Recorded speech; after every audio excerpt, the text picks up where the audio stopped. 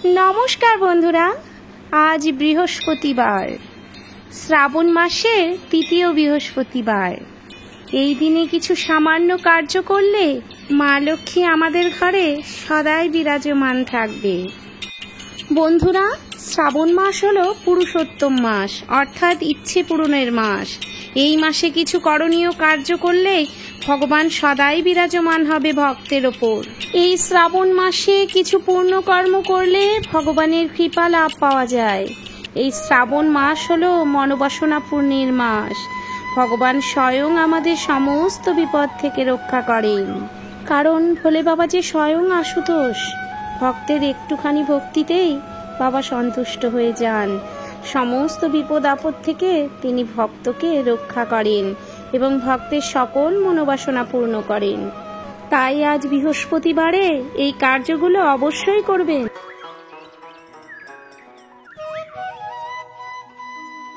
সংসারে সুখ শান্তি ও শ্রীবৃদ্ধি করতে বৃহস্পতিবারে অবশ্যই মা লক্ষ্মী ও ভগবান শ্রীকৃষ্ণের আশীর্বাদ নেওয়া দরকার। বন্ধুরা, বৃহস্পতিবার দিন মা লক্ষ্মীর আশীর্বাদ পেতে এই কার্যগুলো কিন্তু আপনারা ভুলেও করবেন না। সমস্ত ব্রহ্মাণ্ডের যিনি স্ত্রী, তার আশীর্বাদ আমাদের জীবনে অবশ্যই প্রয়োজন। মা লক্ষ্মীর আশীর্বাদ আমাদের ওপর থাকলে ভিখারিও রাজা হয়ে যায় এবং তিনি রুষ্ট হলে মানুষের সৌভাগ্যের নাশ হয়, জীবনে নানা সমস্যা এবং দুর্ভাগ্যের সৃষ্টি হয়।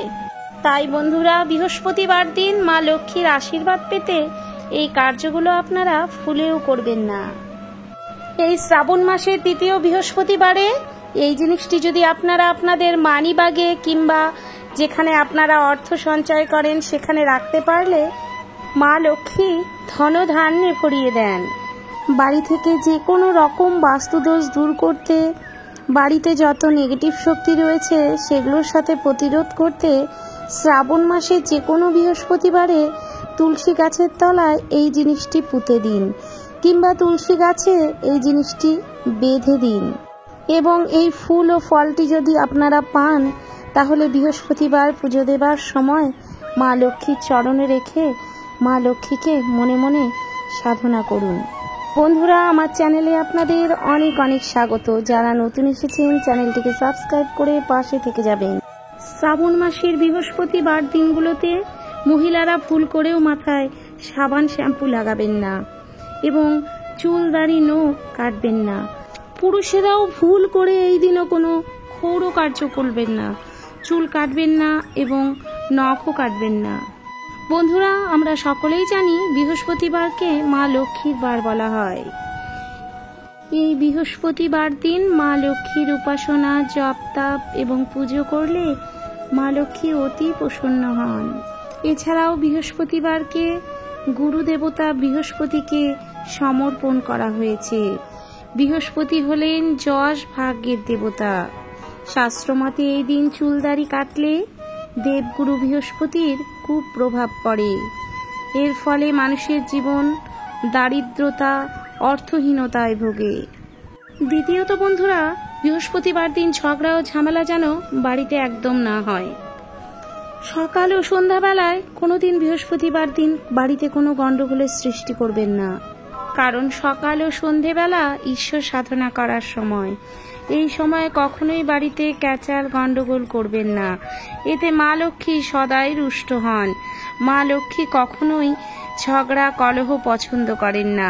শান্তি সৃষ্টি হলে সেখানেই মা লক্ষ্মী বিরাজমান থাকেন। তৃতীয়ত, বৃহস্পতিবার দিন বাড়িতে কোনো আমিষ খাবার দাবার তুলবেন না এবং রন্ধন করবেন না। সম্পূর্ণ নিরামিষ আহার গ্রহণ করবেন, পশু পাখিকে খাবার দেবেন এবং সন্ধেবেলা একটা ঘিয়ের প্রদীপ প্রজ্বলন করে মা লক্ষ্মীকে স্মরণ করবেন এবং মনে মনে বলবেন, হে মা লক্ষ্মী, আমার ঘরে সদাই বসত করো। সন্ধেবেলা মা লক্ষ্মীর পুজো শেষে অবশ্যই মা লক্ষ্মীর পাঁচালি পড়বেন কিংবা শ্রবণ করবেন এবং পুজো শেষে হাত জোর করে মায়ের কাছে বলবেন, মা আমাদের ঘরে আসো। পুজো শেষে সম্পূর্ণ নিরামিষ আহার গ্রহণ করবেন এবং আহার গ্রহণ শেষে ঘুমোতে যাবেন। কখনোই এই দিন সহবাস ক্রিয়া করবেন না। বন্ধুরা, বাড়িতে মা লক্ষ্মীর আগমনের জন্য এই বিশেষ টোটকাটি যদি করেন, তাহলে আগামী 14 দিনের মধ্যে আপনারা বিশেষ সুফল লাভ পাবেন। আপনাদের আর্থিক ভাগ্য চমকাবে। তাই বন্ধুরা, এই মাসে এই কার্যটি করতে একদমই ভুলবেন না, কারণ এই বিশেষ টোটকাটি আপনাদের জীবনে যে দুর্ভাগ্য ও আর্থিক সংকট রয়েছে সেটা নাশ করে দিবে এবং আপনাদের জীবনে সুখ শান্তি আবার ফিরে আসবে। মা লক্ষ্মীর কাছে হাত জোর করে এই মন্ত্রটি বলবেন, ওম নমঃ ভগবতে বাসুদেবায় নমঃ, ওম লক্ষ্মী দেবায় নমঃ। বন্ধুরা, যেই দিন আপনারা এই টোটকাটি করবেন সেই বৃহস্পতিবার খুব সকাল সকাল ঘুম থেকে উঠে সমস্ত বাসি কার্য সেরে বাড়িঘর পরিষ্কার করে স্নান সেরে নেবেন। এরপরে ঠাকুর ঘরে গিয়ে একটি প্রদীপ জ্বালিয়ে নেবেন এবং যেভাবে পুজো সম্পন্ন করেন সেইভাবে পুজোর আয়োজন করবেন।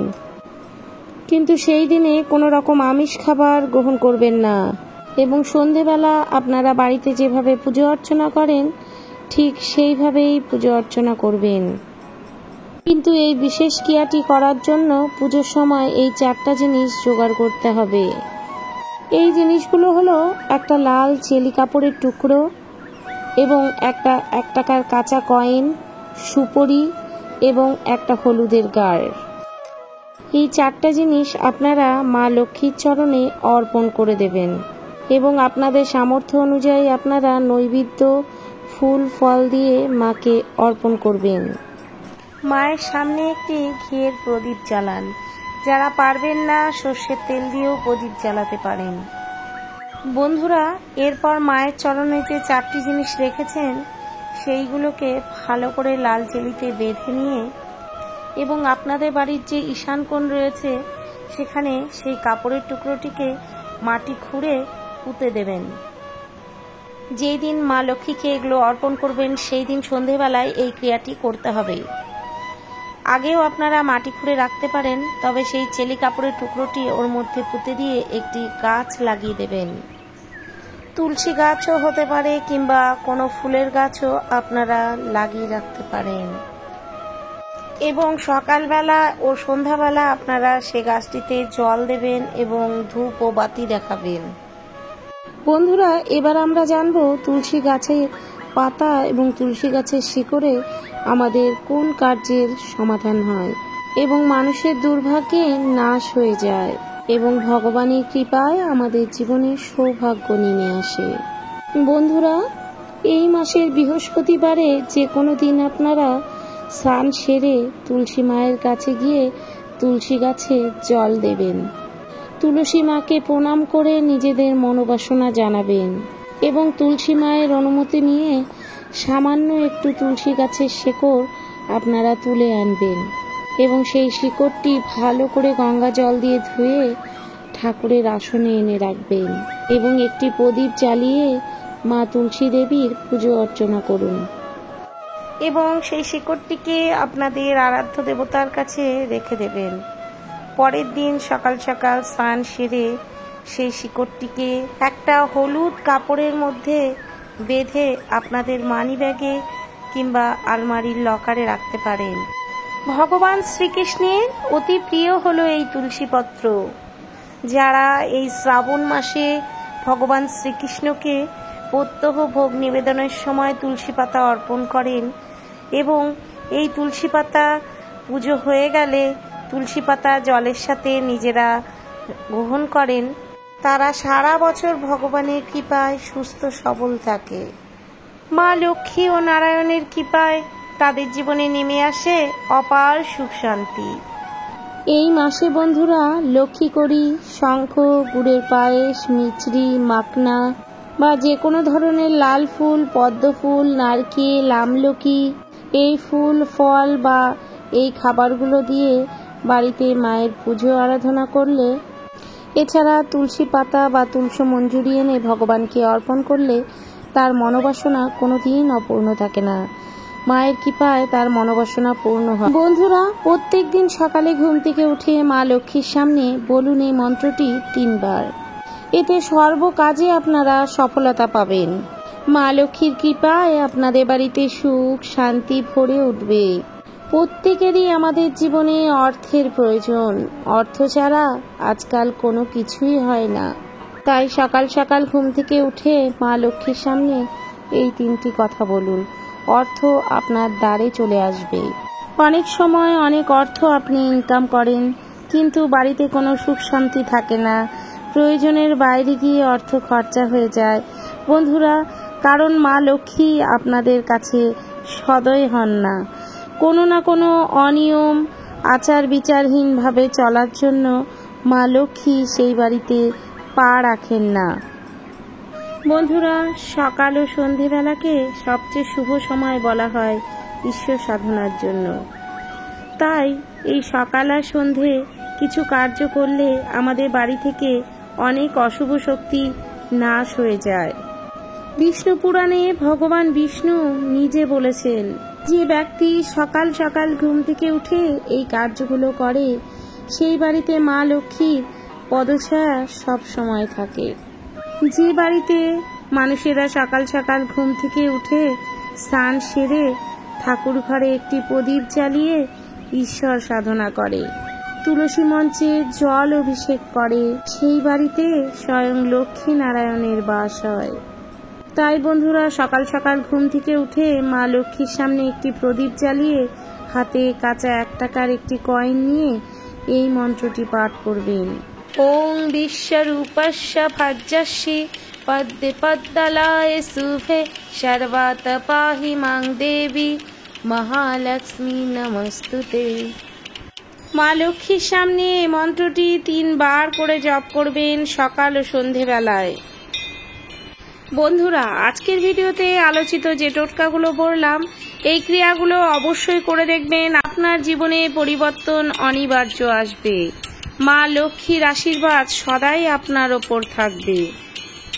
সবাই ভালো থাকবেন, সুস্থ থাকবেন। ভিডিওটি ভালো লেগে থাকলে একটি কমেন্ট করে যাবেন।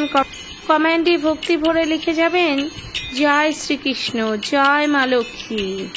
আজকের মতো এখানেই বিদায় নিচ্ছি। সাক্ষাৎ হবে অন্য একটি ভিডিওতে। জয় শ্রীকৃষ্ণ।